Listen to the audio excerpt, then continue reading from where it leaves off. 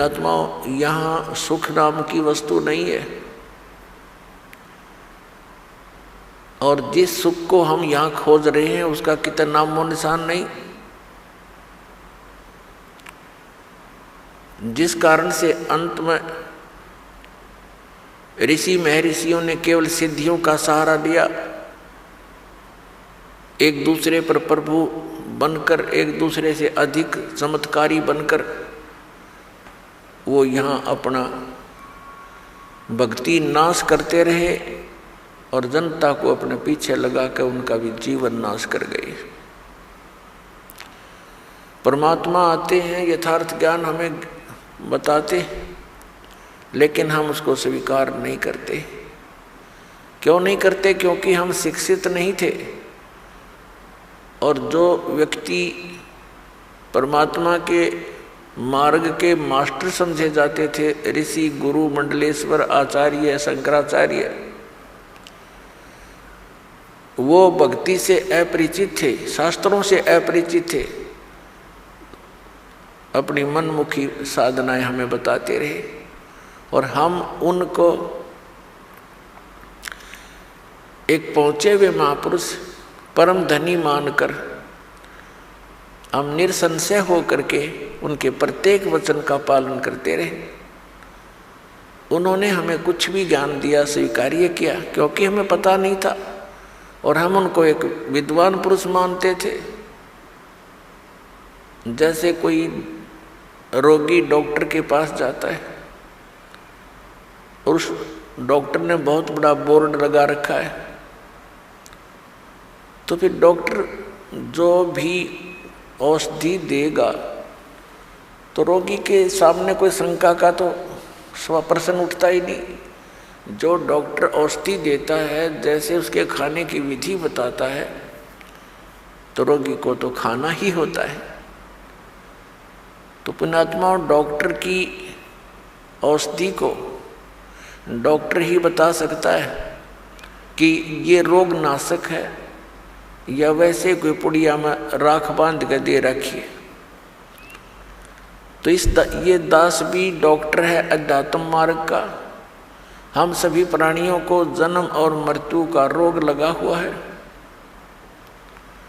और जब तक जन्म और मृत्यु का नाश, ये अंत नहीं होगा, तब तक हम परम शांति को नहीं प्राप्त कर सकते। तो पुण्यात्माओं, इस दीर्घ रोग के नाश की कौन सी औषधि है, कौन सा उपचार है, अर्थात जन्म मरण के रोग का नाश करने वाले कौन से मंत्र हैं या पूजाएं हैं, कौन सी साधनाएं हैं, उनका प्रमाण कहाँ है और किन किन महापुरुषों ने इस औषधि का सेवन किया, अर्थात इस साधना का प्रयोग किया, और कौन कौन पार हुए।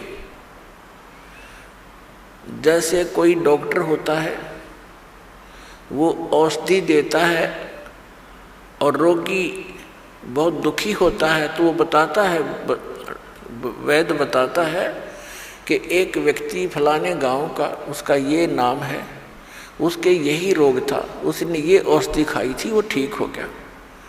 ऐसे कई व्यक्तियों के नाम बताता है।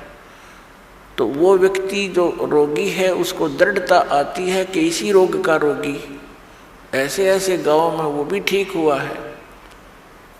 तो फिर हम उसको हौसला बढ़ता है, वो दृढ़ होता है, उस औषधि को वो प्रयोग करता है और वो स्वस्थ हो जाता है।